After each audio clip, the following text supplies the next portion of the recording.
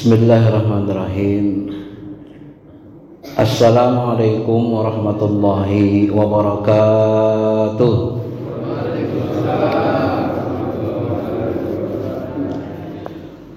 Alhamdulillah, nahmaduhu wa nasta'inuhu wa nastaghfiruh wa na'udzu billahi min syururi anfusina wa min sayyiati a'malina. Allahumma salli ala habibina syafi'ina Muhammadin wa ala alihi wa sahbihi ajma'in, amma ba'd. Bapak Ibu yang dirahmati Allah, mari sama-sama kita mensyukuri segala nikmat Allah, terutama nikmat keimanan. Mudah-mudahan nanti kita bisa kembali dengan membawa keimanan yang makbul, qalbun salim, hati yang selamat, jiwa yang mutmainnah, ya ayyatuhan nafsul mutmainnah, sehingga kita bisa dikumpulkan bersama orang-orang yang dimuliakan Allah Subhanahu wa ta'ala. Amin amin ya rabbal alamin. Bapak Ibu yang dirahmati Allah, pagi ini kita akan membahas tentang masa depan akhirat, ya, di manakah ruh kita sesudah meninggal. Ini bahasannya panjang, coba kita ringkas. Kalau tak selesai sekali pertemuan, nanti kita bulan depan kita lanjutkan lagi. Bapak Ibu yang dirahmati Allah SWT, masa depan kita yang pasti adalah masa depan akhirat. Kalau kita tidak atau jarang atau bahkan malas bercerita tentang ruh masa depan akhirat kita, maka kita nanti akan lupa.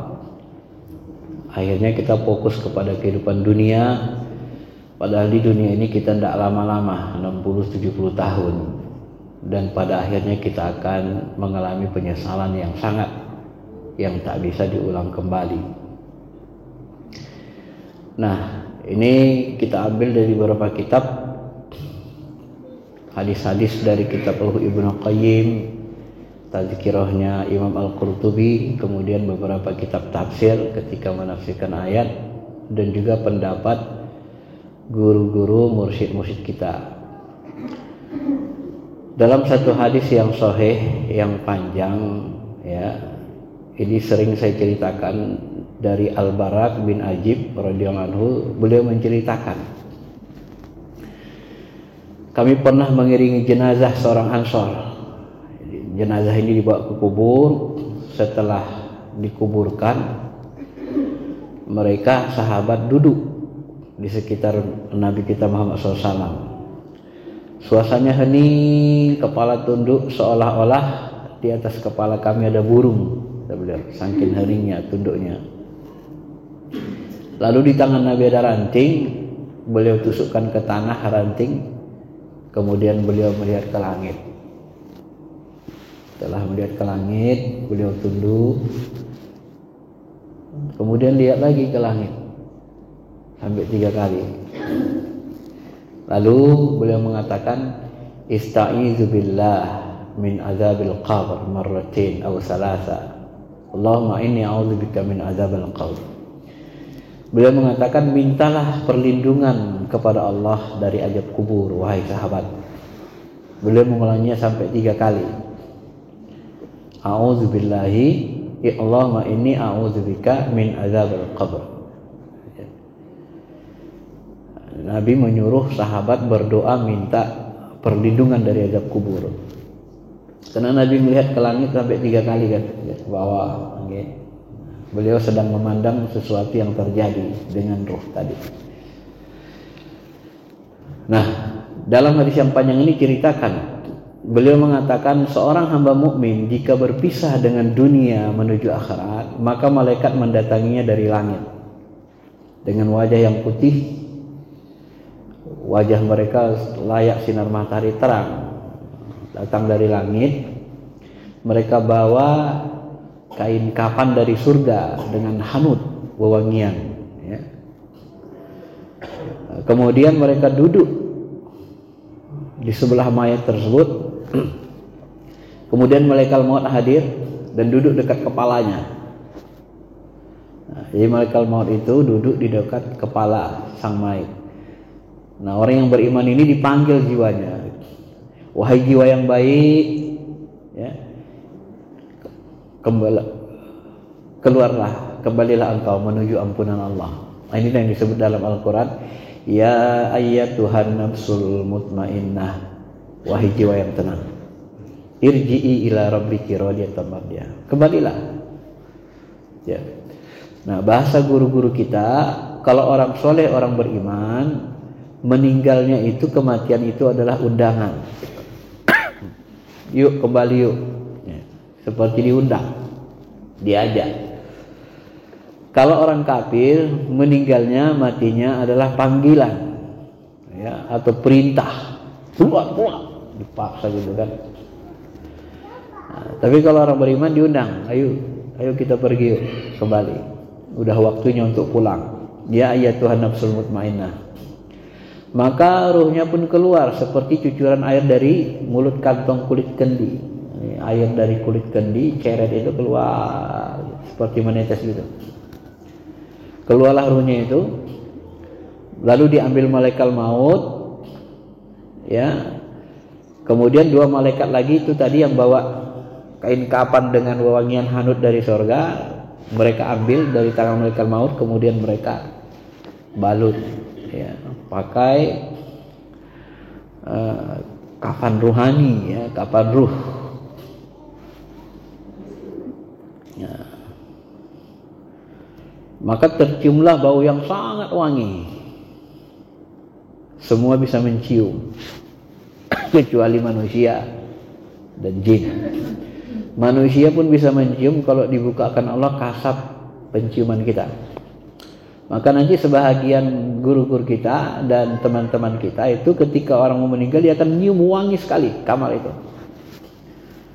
Ya, termasuk waktu anak saya yang nomor berapa itu, nomor 4 meninggal, sebelum meninggal wangi sekali rumah itu. Tercium bau wangi itu. Nah, tidak berapa lama meninggal. Kalau dibukakan Allah kasat penciuman, ya, kalau tidak tercium sama kita. Kemudian Nabi membacakan ayat Al-Quran, alladzina tatawaffahumul malaikatu thayyibina yaquluna salamun alaikum udkhulul jannah bima kuntum ta'malun. Orang-orang yang diwafatkan malaikat dalam keadaan baik, ya, orang yang baik, maka diucapkan kepada mereka, salamun alaikum, selamat, keselamatan bagi engkau wahai ruh yang baik, wahai jiwa yang tenang, masuklah ke dalam surga disebabkan apa yang kamu lakukan. Maka malaikat ini bawa naik ruh itu, naik ke langit terus dibawa. Nah, itulah yang Nabi tadi melihat, gitu, lihat naik dari ke atas hingga sampai ke langit dunia. Lalu malaikat penjaga pintu langit ditegur oleh malaikat yang bawa, malaikat tolong bukakan pintu langit pertama, ya. Kemudian dibukakan pintu langit karena dilihat di catatan orang ini dapat izin. Siapa yang kau bawa? Fulan bin Fulan. Oh iya, dia terdaftar orang soleh, silakan naik. Begitulah sampai langit ke-7, sampai nanti ketemu dengan Allah Subhanahu wa ta'ala di tempat, ada yang nyebut di Arasy, ya, atau Iliyin, tempat yang tinggi. Maka setelah itu terdengarlah suara dari Allah, terdengar, ya, perintah kepada malaikat, uktubu kitaba abdi fi Iliyin. Wahai malaikat, tulis, catat amalan hambaku di Iliyin. Nah, lalu Nabi tanyakan, tahukah kamu apa Iliyin itu? Iliyin itu adalah kitab yang bertulis, disaksikan malaikat. Dan kembalikan bawa ruhnya ke bumi, karena dari bumi aku menciptakan mereka, ke bumi aku nanti akan bangkitkan, aku kembalikan dan aku akan bangkitkan. Ini yang disebut dalam firman Allah, minha khalaqnakum wa fiha nu'idukum wa minha nukhrijukum taratan ukhra.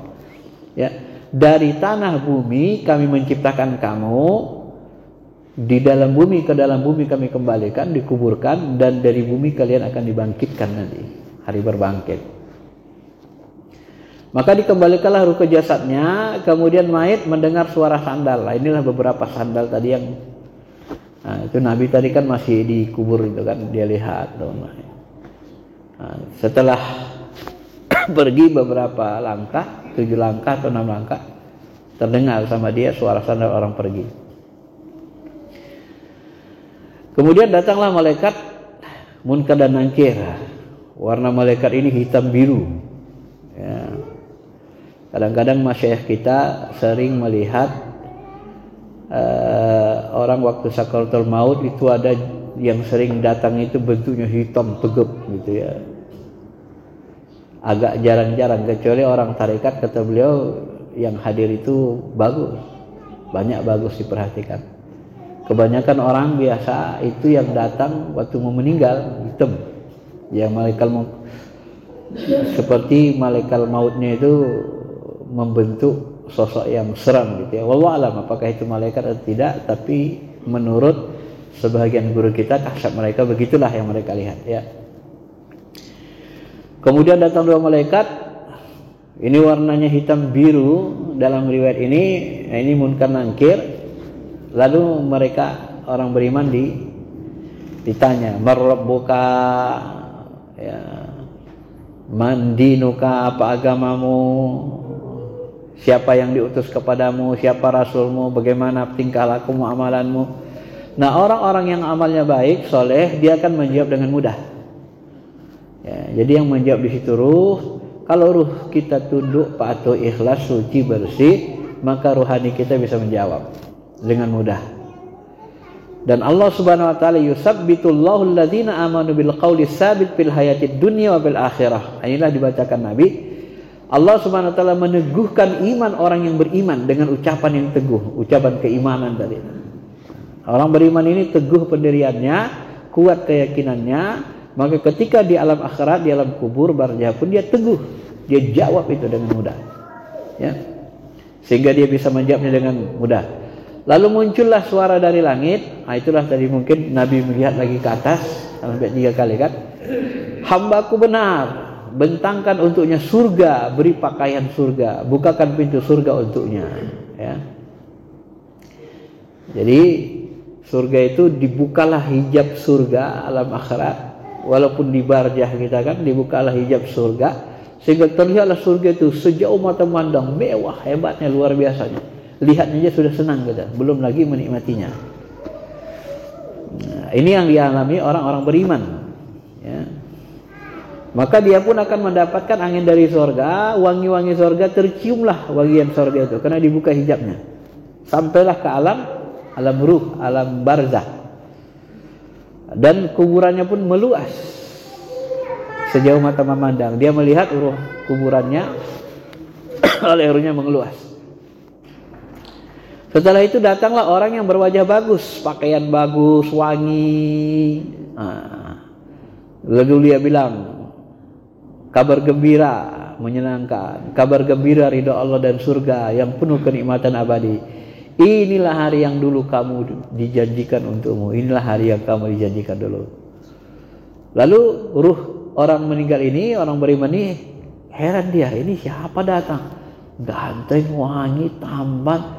Tiba-tiba dia mengatakan, ini yang dijanjikan Allah, surga yang seperti ini, kenikmatan gini. Nah, lalu kita bertanya, rohani itu bertanya, Anda siapa? Wajah Anda mendatangkan kebaikan. Nah, orang yang berwajah bagus ini mengatakan, saya adalah amal solehmu. Ya, jadi di alam barzah itu kita ditemani amal soleh. Maka dari sini nanti muncul pemahaman sebagian ulama, amal soleh kita ini bisa menghasilkan makhluk gaib atau malaikat, sejenis malaikat. Ya, amal soleh kita berbentuk, berwujud makhluk rohani. Ya, ini hadisnya sahih, memenuhi syarat Bukhari Muslim. Ya. Lalu dibukakan, diperlihatkan lagi baginya pintu surga, pintu neraka. Ketika dia lihat neraka, disampaikan kepadanya, kalau kamu dulu durhaka maksiat tuh, lihat tuh tempat neraka itu, ya. Tapi karena kamu taat, lihat surga itu, itulah yang Allah berikan kepada kamu. Lalu ruh itu berdoa kepada Tuhan, kepada Allah, ya Tuhanku segerakanlah kiamat biar aku bisa berjumpa kembali kepada keluarga dan harta aku. Nah, dia pingin cepat kiamat biar bisa berkumpul sama keluarganya. Nah, ini ruh orang yang beriman yang taat kepada Allah Subhanahu wa taala. Bagaimana dengan ruh orang yang kafir? Sebagian menyebut ruh orang yang fasik, durhaka, beriman tapi banyak dosa, nggak sholat, dosa-dosa besar dilakukan, narkoba masih, mencuri, korupsi masih terus, sholatnya pun kadang-kadang cuma sekali satu hari. Maka ketika mereka mau meninggal dunia, malaikat yang turun dari langit itu wajahnya seram, hitam. Nah ini yang mungkin tadi wa'lam, mungkin inilah yang terlihat oleh sebagian mursyid kita itu. Turun dari langit itu hitam, mendampingnya hitam, tegap. Ya, dari langit mereka membawa masuh, kain yang tak nyaman digunakan dari neraka. Mereka duduk sekitar mayit sejauh mata memandang. Ya, penglihatan Tuhan itu karena dia tembus pandang, jadi kelihatan sejauh mata memandang. Datang malaikat maut, duduk di samping kepalanya juga, lalu dipanggil, wahai jiwa yang busuk, ukhruj. Ya, wahai jiwa yang busuk, keluar engkau. Dengan murka Allah, menuju murka Allah. Ini sesuai dengan firman Allah dalam Quran, walau tara idz zalimuna fi gharamatil maut wal malaikatu basitu aydihim akhriju anfusakum. Seandainya kau melihat dibukakan Allah kasapmu, pandangan rohanimu, ketika orang-orang zalim itu dalam kondisi sakaratul maut, malaikat memukul dengan tangannya sebari berkata, ukhruj, keluarkan nyawamu. Nah, dalam ayat lain disebut malaikat itu memukul wajah dan punggung mereka, pukul kepalanya, ukhruj. Nah, pukul wajahnya, pukul lagi punggungnya sininya kan. Nah, udah dipukul wajahnya, dihinakan sama malaikat. Ukhruj, keluarkan jiwamu. Ya, jiwanya itu ketakutan, ruh itu ketakutan, takut keluar. Ya, ruhnya takut sekali sampai terpencar ke seluruh tubuh, ujung tubuhnya nih. Nah, itulah kalau bahasa Pak Syekh kan, ruh rohani kita ini kan menyebar ke seluruh tubuh. Itu ruh rohani yang bisa membuat kita merasa. Itu terpencar, berserakan. Ya. Lalu ditarik sebagaimana gancu bercabang banyak, ditarik dari wol yang basah. Jadi kayak narik kain wol gitu yang basah tuh digini kan, gincunya tuh, dipencet. Nah, itulah yang membuat kayak remuk ini tulang belulang ini ya, sehingga membuat putus pembuluh darah, tulang, ruang tulang kita ini pun berpatahan, terasa sakit. Maka ciri orang sulul khotimah itu seperti onta yang mendengkur ya, onta kesakitan. Nah, itu. Cuman suara onta itu, gitu ya. Itu sakit, menahan sakitnya itu.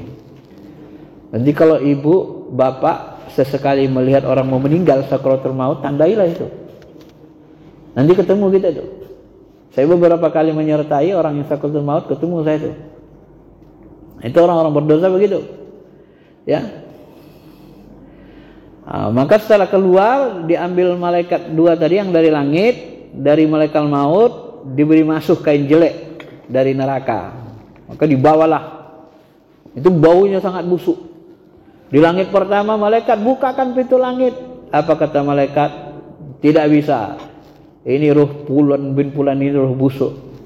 Ruh paling busuk, tidak mendapat izin aku untuk membukakannya. Lalu Nabi membacakan ayat, innal ladzina kadzdzabu bi ayatina wastakbaru anha la tufattahu lahum abwabus sama wa la yadkhulul jannah hatta yalijul jamalu fi samil khiyat wa kadzalika najzil mujrimin. Orang-orang yang mendustakan ayat kami, enggak percaya dengan firman Allah, enggak percaya azab kubur, enggak percaya dengan hari kiamat, tetap aja durhaka dan menyombongkan diri terhadap Allah, tidak mau sholat. Ya, orang sombong itu batrul haq wa ghamtun nas, menolak yang benar, menolak firman-firman Allah, berbuat yang menyakiti manusia. La tufattahu lahum abwabus sama, tidak dibukakan bagi mereka pintu langit. Ini sesuai dengan firman Allah. Ya. Wala yadkhulul jannah hatta yalijul jamalu fis samil khiyat, dan mereka tidak bisa masuk surga sampai onta masuk lubang jarum. Ini bahasa misal namanya. Bisa nggak onta masuk lubang jarum? Nggak bisa, nggak muat kan? Begitulah perumpamaannya. Nauzubillahi min dzalik. Ya. Lalu Nabi mengatakan, "Wa may yusyrik billah fa ka'annama kharra minas sama' fatakhtafuhu at-tayr aw tahwi ilaihi ar-rih fi makanin sahik." Siapa yang menyekutukan Allah, siapa yang syirik menyekutukan Allah dengan jabatan, dengan uang, menyekutukan Allah dengan setan, dia seolah-olah jatuh dari langit, disambar burung lalu diterbangkan ke tempat yang jauh. Ini orang kafir. Ya. Kemudian ruhnya dikembalikan ke jasadnya, dia mendengar suara sanjal orang mengiringnya, lalu ditanya malaikat munkar nakir, marabbuka, mandinuka, mayursilu ilaika, siapa yang diutus kepadamu, apa agamamu, amalanmu apa? Jawabnya ua. Nggak bisa jawab karena nggak ada amalnya. Nah, lalu datang suara dari atas, hambaku dusta, bentangkan untuknya neraka, buka pintu neraka untuknya. Dibukakanlah pintu neraka. Ini sama dengan azab yang diberikan kepada Fir'aun kan, ditampakkan neraka pagi sore. Nah, maka disempitkan kuburnya hingga tulang belulangnya berserakan. Lalu datang orang yang sangat buruk wajahnya, baju jelek, baunya bau bangkai. Gimana rasanya diteman orang yang bau busuk, bau bangkai, jelek lagi. Itulah kawannya dikubur di alam barzah. Kabar buruk untukmu, ini hari di mana dulu kau dijanjikan tapi kau kafir. Lalu dia menjawab, siapa kamu? Kamu nampaknya wajahmu buruk banget. Dia menjawab, aku adalah amal burukmu selama di dunia. Nah, jadi amalnya menjelma menjadi sesuatu makhluk rohani yang sangat tidak baik. Ya.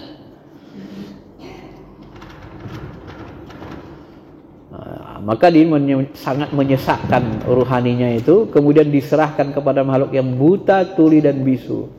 Dia membawa pentungan. Nah, ya. Baru datanglah makhluk yang buji tula bawa pentungan.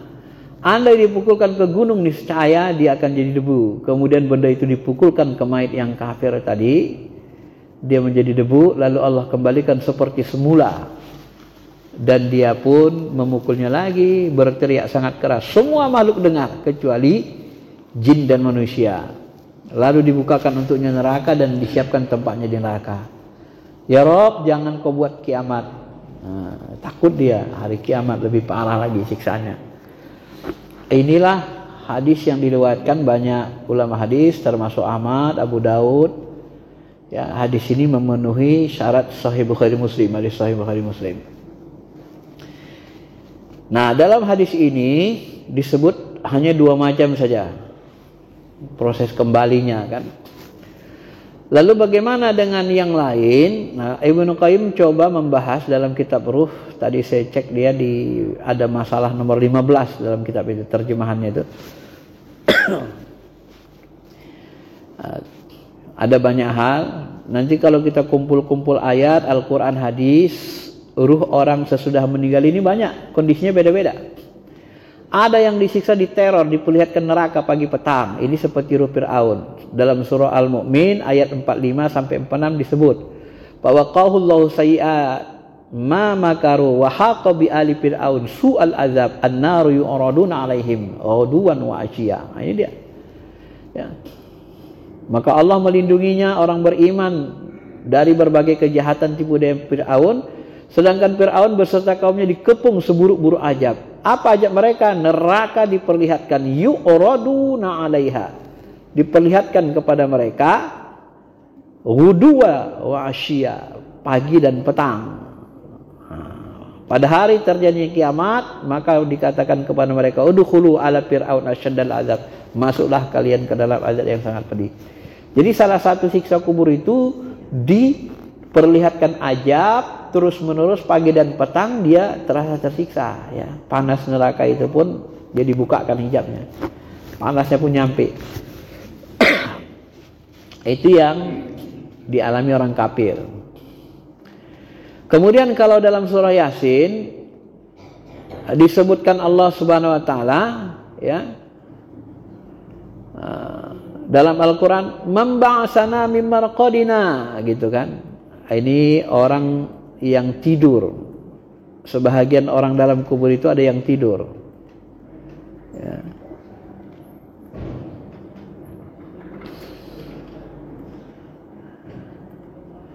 Qalu ya walana man ba'asana min marqadina hadza ma wa'ada ar-rahman wa sadaqal mursalun. Ya, mereka berkata, celakalah kami, siapa yang membangunkan kami? Siapa yang bangkitkan kami ini? Dari tempat tidur kubur kami ini. Lalu dikatakan ke mereka, inilah hari yang dijanjikan kepada kalian. Nah, ini ayat ini ada tafsirnya Bapak Ibu. Kalau dia orang beriman, ya, kalau dia orang beriman, dikatakan dari riwayat sahabat misalnya, ruh orang beriman itu setelah mereka mengalami bebas dari pertanyaan munkar nangkir, lalu mereka diperintahkan, ya, 6 kanaumatil ursh, tidurlah kalian seperti tidurnya pengantin baru yang tak ada yang berani membangunkannya kecuali keluarga yang paling dia cintai, sampai Allah membangkitkannya dari tempat tidurnya. Jadi mereka tidur gitu ya, diperintahkan tidur. Ada juga yang menyebut ketika mereka melihat kenikmatan surga, nikmat, lama-lama ketiduran. Nah, itu ya. Sama kayak kita kalau zikir sudah nikmat, lama-lama ketiduran itu. Jadi nikmat tidur itu salah satu nikmat. Berbeda dengan orang kafir. Kalau orang kafir, ya, karena sebahagian ulama menafsirkan ini juga kata-kata orang musyrik. Kaget mereka, siapa bangun kita? Siapa bangunkan kita gitu kan? Nah, ini dimaksudkan adalah mereka itu tidur apabila tiupan pertama dari sangkakala telah ditiupkan, setelah trompet sangkakala dihidupkan yang pertama kali, ajab dari mereka itu diambil. Mereka suruh tidur menunggu sangkakala kedua. Jadi ketika kiamat terjadi, mereka tidur ruhaninya. Ya, setelah hari kehancuran baru kemudian trompet kedua, hari berbangkit, baru mereka dihisap lagi gitu kan. Nah, ketika mereka dibangkitkan, kaget mereka, siapa membangkitkan kami dari tempat kubur? Nah, kalau Abu Hurairah mengatakan, tidurlah seperti tidurnya orang-orang yang manhusi, yaitu tidur orang yang digigit banyak hewan dan ular. Jadi tidurnya orang kafir itu berbeda dengan tidurnya orang beriman. Ya, ibarat orang tidur tapi digigit ular sama binatang, gigit kalajengking. Nah, ya rasain aja lah sambil tidur. Gimana rasanya itu? Nah, itu tidur orang kafir. Jadi tidak ada kesenangan bagi orang kafir itu di dalam kubur, di dalam barzah. Walaupun disebut tidur ada di situ, itulah penafsirannya ya dalam Al-Qur'an. Ada juga ruh-ruh yang menyesal minta dihidupkan lagi, ya. Nah, ini dalam surah Munafikun ayat 10 disebutkan. Wa amtiku mimma razaqnakum min qabli ayyati ahadukumul maut fayaqulu rabbi laula akhartani ija ajalin qarib fa saddaq. Ya Tuhanku, kenapa enggak kau tunda lagi matiku supaya aku bisa bersedekah? Nah, ternyata di sini disebut tafsirnya ini kata-kata orang fasik yang dia ini tak mau naik haji, udah ada uangnya, tak berangkat haji, atau orang yang tak mau sedekah. Nah, dalam riwayat Tirmizi, Ibnu Abbas mengatakan siapa yang mempunyai harta cukup dia untuk haji tapi nggak mau berangkat haji, atau dia wajib zakat tapi nggak berzakat. Nah, inilah orang yang tadi kaget itu, ya, karena hartanya tidak digunakan untuk melaksanakan kewajiban haji dan zakat. Ya. Bapak Ibu yang dirahmati Allah Subhanahu Wa Taala. Kemudian bagaimana keadaan ruh-ruh orang fasik? Nah, tadi orang kafir kan seperti itu. Orang fasik, pembangkang, ahli sihir, Nah, ini ada perbedaan sedikit ulama, ya. Misalnya dalam surah Al-Baqarah ayat 65, wa qad alimtumul ladzina tadaw minkum bis-sabti faqulna lahum kunu qiradatan khasiin. Sungguh telah kamu ketahui orang-orang yang melanggar hari Sabtu, lalu kami firmankan ke mereka, jadilah kamu kera yang hina. Jadi ruhaninya, kata ulama sebagian, ruhaninya itu dikutuk menjadi kera. Dalam bahasa orang Jawa Indonesia siluman kera. Jadi di alam rohani kalau Allah izinkan kita melihat makhluk-makhluk seperti siluman, kera, apa, itu adalah bahagian dari kutukan kepada orang-orang fasik, orang berdosa, Yahudi termasuk itu. Ya. Nah. Ini diriwayatkan seorang Yahudi berkata kepada temannya, mari kita pergi ke Nabi itu. Lalu temannya mengatakan, janganlah engkau mengatakan Nabi, ia mungkin akan mendengarmu karena ia memiliki 4 mata. Kemudian mereka berdua datang ke Rasul, menanyakan perihal 9 perintah, 10 commandment. Ada 10 perintah itu kan yang harus dipatuhi mereka. Ternyata Nabi menjelaskan dengan rinci, jangan kalian menyekutukan Allah, jangan kalian mencuri, jangan kalian berzina, sama isinya dengan isi Taurat. Nabi tahu.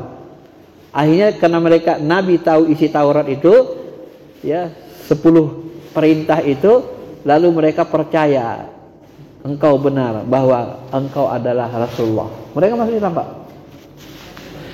Nah, tetapi salah satu dari larangan yang mereka langgar adalah larangan mencari nafkah di hari Sabtu, Yaum Sabt. Ini dilarang, mereka berjanji akan mematuhinya. Maka sampai sekarang kan hari Sabtu itu dijadikan orang Yahudi sebagai hari libur. Kalau Nasrani hari Minggu Ahad. Kalau umat Islam hari Jumat, hari berkumpul namanya, libur berkumpul. Nah, mereka melanggar perintah ini hari Sabtu. Nah, orang seperti ini dalam ayat tadi dikutuk menjadi kera yang hina, ya, karena fasik. Mereka beriman sebenarnya tapi fasik, banyak dosa. Bahkan dalam ayat lain disebut Al-Maidah ayat 60, qul ha'unabbiukum bisyarri min zalika basubatan indallah. Katakanlah Muhammad, apakah mau kuberitakan kepadamu orang-orang yang lebih buruk pembalasannya dari orang fasik? Siapa itu? Orang-orang yang dilaknat dimurkai Allah. Di antara mereka ada yang menjadikan kera, kirdah, ya. Ada yang dijadikan khonazir, dijadikan babi. Ada yang dijadikan abadat taghut, penyembah taghut. Nah, saya sebenarnya tadi mencari data ini dari jam 12:30 sampai subuh, nggak tidur saya untuk melengkapinya. Tapi begitupun saya tidak sempat tadi membuka tafsir yang banyak. Yang terbuka saya tafsir Al-Qurtubi untuk memahami ayat ini. Tak ada tafsirnya, yang ada penjelasan cara baca. Biasanya ada tafsirnya, tak kelihatan. Saya ingin menyampaikan gini Bapak Ibu. Ya, hati-hati. Ini salah satu keadaan ruh menurut sebagian mursyid saya. Ada satu orang mursyid mengatakan ini salah satu ilmu yang dirahasiakan para ulama dari orang awam. Apa itu yang dirahasiakan atau katakan saja luput? Nanti di Ibnu Qayyim ada mirip-mirip, tapi Ibnu Qayyim membantah itu karena cenderung seperti ajaran tidak di luar Islam kan, di luar Islam. Nah, sebagian mursyid kita mengatakan orang-orang yang durhaka itu tidak semuanya seperti tadi keadaan rohaninya. Yang ini ada keadaan rohaninya dikutuk. Kenapa dia dikutuk menjadi babi? Karena sifatnya seperti babi. Kenapa dikutuk jadi anjing? Ya sifatnya seperti anjing. Kenapa dikutuk jadi kera? Sifatnya menjadi kera. Nah. Bu, Pak, dalam kehidupan kita sehari-hari kan ada orang yang datang ke dukun kan, datang ke dukun kemudian minta pesugihan, maka jumpalah mengabdilah kepada siluman ular, ya. Dukunnya ngaku orang Islam tapi melakukan sihir, bersekutu dengan setan, siluman ular. Kalau dia mati jadi apa coba? Jadi apa ruhnya? jadi ular. Kenapa? Karena dia mengabdi kepada setan ular dalam bentuk ular. Nah inilah ini tadi, wa abadat tauhid, dia penyembah tauhid. Tauhid itu sesuatu yang disembah selain Allah. Maka sebagian mursyid kita mengatakan itulah yang nanti jadi penampakan itu. Itu pada awalnya ruhani manusia mereka tersiksa menunggu kiamat itu, Pak. Di alam ruh. Cuman ini di kitab Ibnu Qayyim tidak disebut. Nah, di kitab Ibnu Qayyim ada yang disebut mereka menjadi lari ke binatang, ke tumbuhan gitu, dan itu dianggap lemah pendapatnya. Tapi menurut kasyaf guru-guru kita, sebahagian guru saya mengatakan itu benar, itu dikutuk Tuhan. Makanya di dalam ilmu spiritual ini, kalau kita nanti sudah bersih bening, kebuka kasab kita, ketika nanti khatib khutbah Jumat, kadang terlihat itu khatibnya itu wajahnya kayak anjing, kayak babi, wajah rohaninya karena belum bersih. Jemaah sholat pun begitu. Kalau Bapak banyak baca buku-buku spiritual akan ketemu riwayat begitu, beberapa riwayat, termasuk Imam Ja'far Shadiq ketika dia sama muridnya haji di Mekah mengelilingi Ka'bah, tawaf, tiba-tiba muridnya ngomong, "Ya Imam," sampai mereka di Ka'bah, "Ya Imam, betapa indahnya mereka ini menghadap Allah berhaji, betapa besarnya bagusnya amalan mereka ini." Apa kata Imam Ja'far Shadiq? "Kamu mau lihat yang sebenarnya?" Disapunya wajahnya gitu, Bu. Pak, nah, wajah muridnya. Coba lihat katanya. Dilihat ada yang subhanallah, alhamdulillah, ternyata meraung kayak singa, ada yang meraung kayak ular. Semua wajah binatang di situ ada. Ngeliling Ka'bah itu. Itulah wajah asli rohani mereka. Kaget muridnya. Tadi dia puji-puji, setelah dilihat isinya, ternyata masih banyak binatang. Kenapa? Karena jiwa kita tidak bersih. Kita ini punya sifat kebinatangan. Belum bisa kita tundukkan kebinatangan itu. Nah, kalau nanti dia menyembah setan, bersekutu dengan setan, ngambil pesugihan, jadi dukun, pemuja setan, matinya almar'u ma'aman ahabba. Seseorang dikumpulkan bersama yang dia cintai. Siapa yang dia cintai, dia abdikan? Setan. Ya bersama itulah dia. Terkutuk, maka ada yang terkutuk jadi babi, anjing dan sebagainya, binatang-binatang. Ulaika kal an'am balhum adal. Mereka itu seperti binatang ternak. Makanya di neraka itu pun wajahnya nanti beda-beda. Banyak wajah. Di neraka itu kan wajah manusia beda-beda Pak disiksa. Ada wajah ular, ada wajah kerbau, ada wajah anjing, macam-macam. Ya. Ini yang kita khawatirkan. Kalau bahasa Habib Rais, ini ilmunya disembunyikan, kayak disembunyikan ulama ini ilmunya nih. Tidak diberitahu kepada kita. Ya maka hati-hati, belum tentu kita mati betul-betul jadi benar-benar jadi manusia ruhaninya, belum tentu. Kalau kena kutuk, ghadibullah alaih, seperti orang Yahudi, Nasrani, asik membangkang aja, asik nggak mau patuh, ya begitu. Nauzubillah min dzalik. Bapak Ibu yang dirahmati Allah Subhanahu wa taala. Kemudian ya, sebahagian lagi kan ada ayat tadi mengatakan orang-orang musyrik itu ketika mereka naik ke langit lalu ditolak, ya, wa may yusyrik billah faka'annama kharra minas sama. Orang yang musyrik itu maka mereka ruhnya seperti jatuhkan dari langit, kemudian ditangkap burung, diterbangkan angin ke tempat yang jauh. Saya tidak bisa memastikan ini benar tafsirnya, tapi dalam beberapa hal saya bertanya kepada sebagian guru saya yang kasyaf.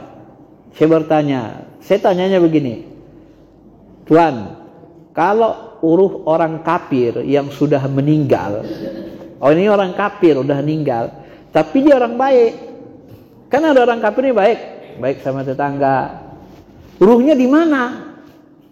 Nah, maka dia mohon petunjuk Allah, maka ditampakkan atau disuarakan dia kolbunya, ruhnya mengawang-awang di udara, nggak nyampe ke Allah. Dalam bahasa orang spiritual, tak diterima langit. Orang tua kita bilang dulu tak diterima bumi. Sebenarnya langit yang nggak nerima, nggak nyampe ke Tuhan bahasanya, nggak bisa pulang. Innalillahi wa inna ilaihi rajiun. Kita berasal dari Allah, pulangnya ke Allah. Karena dia kafir, tidak kenal Allah, buta, nggak bisa kembali. Itu ngawang di atas sana itu. Termasuk ruh orang yang mati syahid tapi masih ada utang, nggak bisa nyampe, tertahan. Ya, kalau masih ada utangnya disegerakan dibayar. Sunnahnya itu kalau kita tidur, utangnya ditulis, utangku ini. Jadi kalau kita meninggal, nggak bangun lagi, anak kita, cucu kita yang bayar kan, atau istri.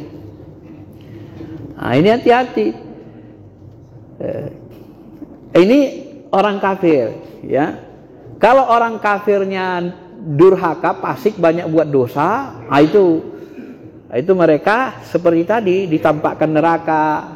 Ada yang pamangkana pihadi ama bahwa fil akhirati ama, dibuat mereka di karantina seperti di penjara, buta. Kalau yang tadi disebut bersama, didatangkan orang buta buat pentungan sama dia kan. Ini pemahaman ulama keadaan dosa sudah meninggal. Ya. Bapak Ibu yang dirahmati Allah Subhanahu wa taala. Yang berikutnya,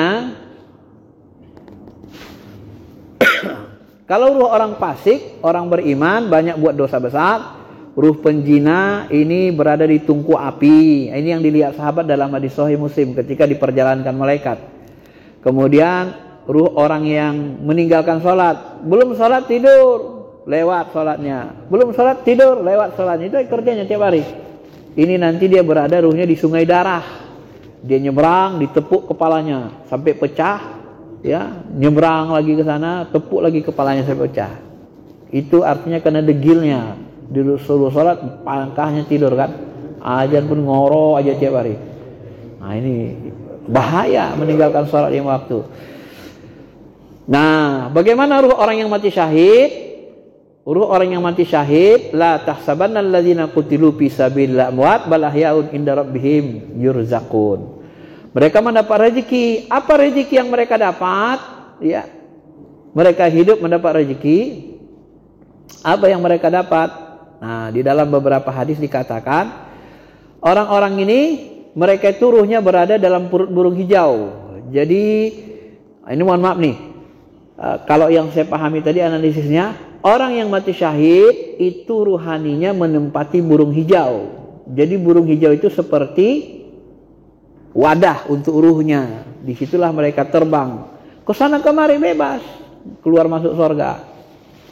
Ada yang menyebut yang menyebut di pintu surga, karena belum hari kiamat tidak boleh masuk surga. Ini beda-beda pendapat aja riwayat ulama kan. Ada yang menyebut boleh masuk surga mereka bebas. Nah, makanya kalau orang kafir jahat tadi ruhaninya nempati, ada yang menyebut tadi itu nempati binatang. Cuman Ibnu Qayyim mengatakan ini pendapatnya lemah, tapi ahli kasyaf mengatakan ini ada benarnya juga. Cuma kita takutkan nanti larinya ke reinkarnasi, ini lain lagi. Saya tidak mau bahas ini, tidak tempatnya. Ya. Jadi ada yang seperti itu. Kalau orang mati syahid, ruhnya masuk ke dalam burung hijau, pajak wadahnya. Mereka terbang ke surga kemari. Kalau ruh Hamzah dikasih 2 sayap, dalam hadis sahih disebut kasih 2 sayap dan dia bebas terbang sana kemari. Nah. Kemudian ada lagi riwayat mengatakan Rasulullah pernah menemui kata Jabir, ya Jabir mali aroka. Ya Jabir, kamu kenapa kamu nampaknya tunduk gelisah aja bawaannya?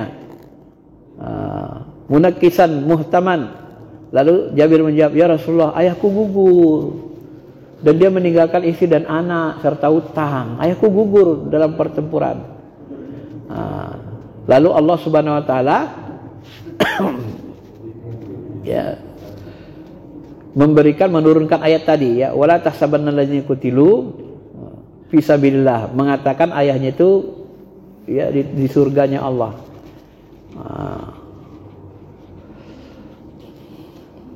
Kemudian dalam riwayat lain dikatakan, ini riwayat Tirmizi, hadis Hasan Ghaib, tapi hampir sama. Ini kita kutip dari kitab Tafsir Ahkamnya Al-Qurtubi. Jadi orang-orang mati syahid itu, kalaulah mereka tahu kita hidup, mereka senang, mereka akan giat, nggak takut mereka lawan kafir miskin, nggak takut mereka melawan kafir musyrikin. Ya Allah, macam mana cara kami menyampaikan mereka bahwa kami senang sekarang ini? Diturunkan Allah turun. Mereka minta dihidupkan supaya bisa menyampaikan kepada mereka. Oh, tidak bisa, kata Tuhan. Kalian sudah meninggal, sudah waktunya meninggal. Tidak bisa lagi dihidupin. Maka Allah lah yang menyampaikan. Disampaikanlah ayat tadi, turun ayat tadi. Wala tahsabanna alladziina qutilu fi sabilillah amwat bal ahya'un 'inda rabbihim yurzaqun, dan seterusnya. Nah, ini orang yang mati syahid, ya. Mereka pada seekor burung bergantung di sebuah pohon di surganya Allah, ya. Itu banyak hadisnya, ya, hadis sahihnya. Kemudian Bapak Ibu yang dirahmati Allah, ada juga yang mengatakan, berpendapat Ibnu Hajam, ini juga hadisnya hadis sahih. Ruh orang beriman itu berada di kanan Adam. Mereka melihat orang bahagia yang kiri, yang masuk neraka di sebelah kiri Nabi Adam. Kalau ruh Nabi dan syuhada langsung ke surga. Ini didasarkan kepada riwayat sahih ketika Nabi Isra Mi'raj. Nah, Nabi melihat, ya, Nabi Adam itu kan melihat ke kiri, itu banyak penduduk neraka gitu.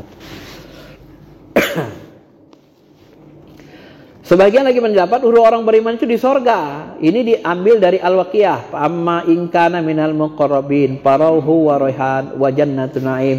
Sebagian menyebut belum ada hari kiamat berbangkit, mana belum masuk sorga, kan gitu. Ini perbedaan, ya.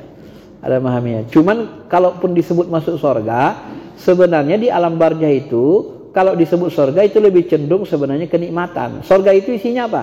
Nikmat, tenang, nyaman, ya. Jadi sebenarnya sorga itu ada sorga dunia, sorga alam barzah, sorga alam akhirat. Cuman yang paling hebatnya alam akhiratnya, gitu aja sebenarnya. Ya, makanya tadi ungkapan-ungkapan Nabi dan sahabat, ungkapan ayat Quran pun begitu. Kelihatan seperti beda-beda. Ternyata maksudnya mungkin itu, ya. Supaya tidak terjadi bentrok dalil namanya. Ya. Misalnya Allah mengatakan, ya ayat Tuhan nafsul mutmainnah, hai jiwa yang tenang, kembalilah kepada Tuhanmu dengan ridho dan diridhoi. Fadkhuli fi ibadi fadkhuli wadkhuli jannah. Gabung sama hambaku yang soleh, masuk surga. Kok masuk surga? Kan belum kiamat. Kan gitu kan. Ini dalil yang mengatakan bahwa ruh orang beriman itu di surga. Ada yang mengatakan ruh orang beriman itu di bumi, di barzah. Ada yang menyebut ruh orang beriman di Iliyin dan kafir di Sijin. Iliyin itu langit ketujuh. Yang tadi kita sebut itu tempat catatan amal baik. Sijin itu dasar bumi ketujuh, paling bawah. Itu tempat jasad iblis. Itu di bawah kendali iblis orang-orang jatuh. Ya. Ada yang menyebut markas iblis itu di segitiga Bermuda. Mungkin di bawah segitiga Bermuda itu bisa tembus ke dasar bumi, paling bawah dalam tuh pintunya. Wallahu a'lam, ya. Nah, ada satu yang unik. Ini yang unik ini. Ini yang dialami orang-orang tarikat. Ya. Pendapat ini lebih dikuatkan orang-orang tarikat ini. Menurut Ibnu Qayyim, pendapat ini pun kuat. Tidak lemah katanya gitu. Ini pendapatnya kuat.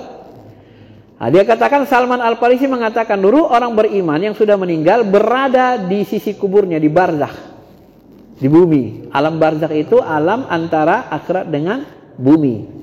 Dan mereka bisa pergi kemanapun mereka kehendaki. Bebas. Nah, jadi ruh orang beriman itu bebas.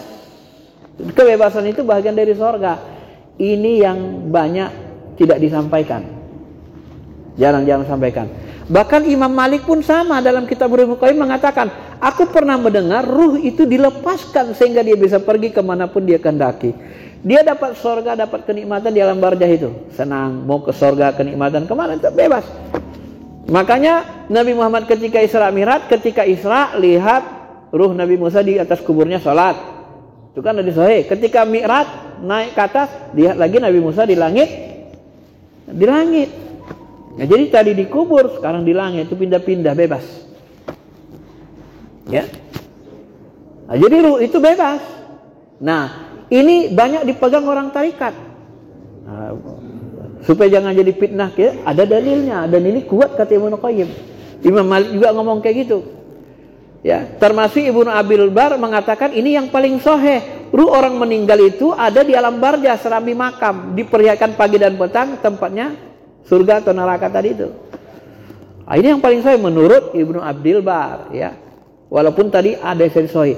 Kalau menurut saya itulah tadi bedanya makom-makom tadi. Ada ruhnya yang di sini, ada di sini, tergantung amalnya. Makanya kalau orang tarekat itu karena ruh itu berada di atas kuburnya, kadang ulama-ulama kasar seperti guru-guru ulama besar, misalnya Hafiz Umar bin Habib Umar, ya, Yaman. Orang-orang seperti itu ketika mereka ziarah kubur, kadang terlihat ruhaninya tuh. Ruhaninya bersih bening, bercahaya, nangis mereka lihatnya, sedih. Kalau bahasa kita, yang indahlah ruhanimu, cantiklah wajahmu, kira-kira gitu. Senang lihatnya gitu. Tapi kalau ngelihat jin, takut kita dibuatnya gitu. Kita kayak shock gitu. Ada rasa takut.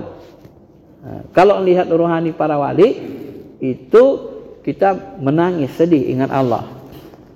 Itulah bedanya. Bagi orang yang kasyaf.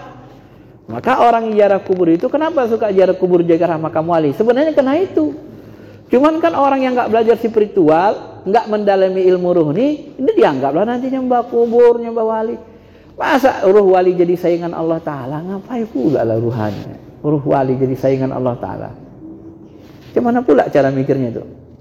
Ya ruh-ruh lah. Makanya saya kadang sedikit apalah gitu kan. Ya nggak mungkin lah disembah ruh wali. Maaf nih. Saya menyederhanakannya. Ngangkat ini aja ruh nggak bisa, Pak. Ini ngangkat tisu. Loh, ngangkat ini aja nggak bisa, kenapa disembah? Kenapa minta sama dia? Kenapa? Karena dia bentuk cahaya kan, tembus. Dia jalan, tembus ke belakang. Yang ngangkat ini nggak bisa, macam mana kita mau minta sama dia? Paling-paling seperti sahabat, ya Rasulullah doakanlah umatmu, sudah mau binasa ini. Sudah panas sekali, nggak turun hujan. Tiba-tiba mimpi dia jumpa Rasul.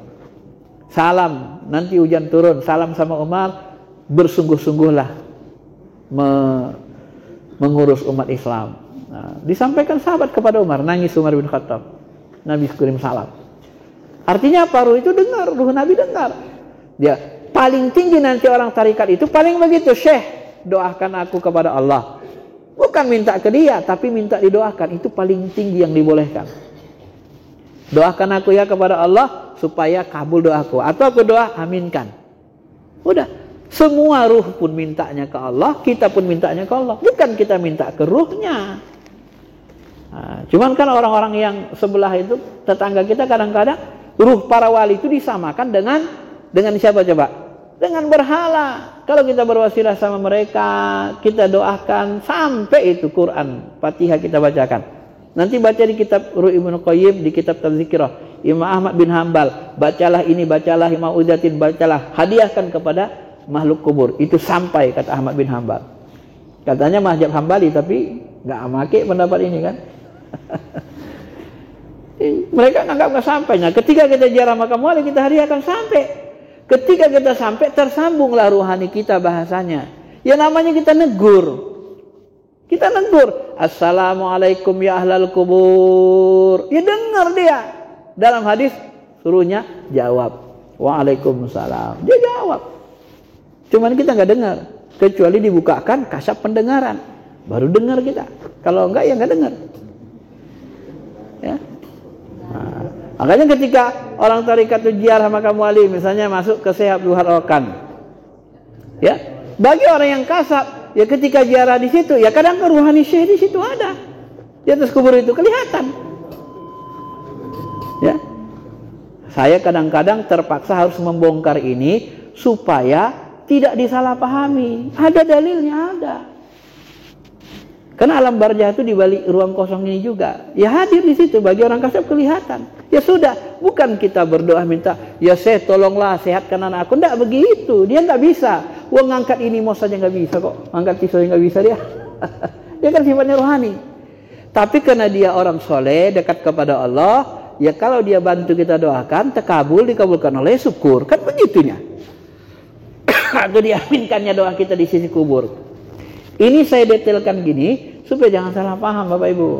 Ya, Karena maaf nih, ini tentang ziarah kubur ini sensitif dan selalu orang-orang awam salah memahami. Nah, salahnya di mana? Ya minta ke kubur, nggak boleh minta ke ruh itu gitu. Setinggi-tingginya paling saya doakan, saya mintakan ke Allah gitu. Gitu aja. Tapi bukan minta ke dia ngabulkan, nggak bisa. Karena dia ngangkat mos pun nggak bisa. Kecuali Allah memberi izin dia kekuatan kan, itu lain lagi kan. Tapi secara umum seperti itu sifatnya. Jadi kita ziarah kubur itu kita doakan dia, kirimkan Fatihah, habis itu kita berdoa di sisi kubur. Kalau dia aminkan, dia bantu doa, alhamdulillah. Masa, maaf nih ya, masa kita datang ke rumah orang soleh, kita datang bawa oleh-oleh, ini oleh-oleh gini-gini, pulang kira-kira tangan kosong nggak? Hah? Kosong nggak tangan kita? Enggak lah, orang soleh itu kalau kita pulang dikasih bawaan ini, kecuali dia nggak punya. Paham kan? Logika hidupnya begitu. Jadi kita datang ziarah kubur itu, kita kan bawa oleh-oleh. Apa oleh-olehnya? Kita bacakan Fatihah, ayat Quran, hadiahkan ke ruhaninya. Sampai itu mayoritas, boleh dikatakan hampir 75 sampai 90% ulama mengatakan sampai. Apalagi ulama tarekat itu 100% semua mengatakan sampai. Enggak ada yang bilang enggak sampai. Kalau masyariat itu sampai 75 sampai 85, 90% masih mengatakan. Paling-paling nanti Imam Syafi'i mengatakan enggak sampai. Tapi riwayat Imam Syafi'i mengatakan enggak sampai ini aneh. Di mana kitabnya? Padahal Imam Syafi'i sendiri mengatakan, kalau aku menyukai kalian membaca Quran di sisi kubur. Loh, kalau senang beliau baca Quran di sisi kubur, kenapa baca Quran dianggap tak sampai? Jadi bentrok riwayat dari Imam Syafi'i. Maka Imam Nawawi mengatakan, yang dimaksud Imam Syafi'i tak sampai kalau tidak diniatkan. Nah, kalau diniatkan nyampe. Yang dimaksud Imam Syafi'i tak sampai kalau tak diniatkan, tak sampai ke rohaninya. Baik, ini penjelasannya. Ternyata bisa sampai kepada yang terakhir ini. Mudah-mudahan bisa dipahami. Kalau ada yang mau bertanya, silahkan.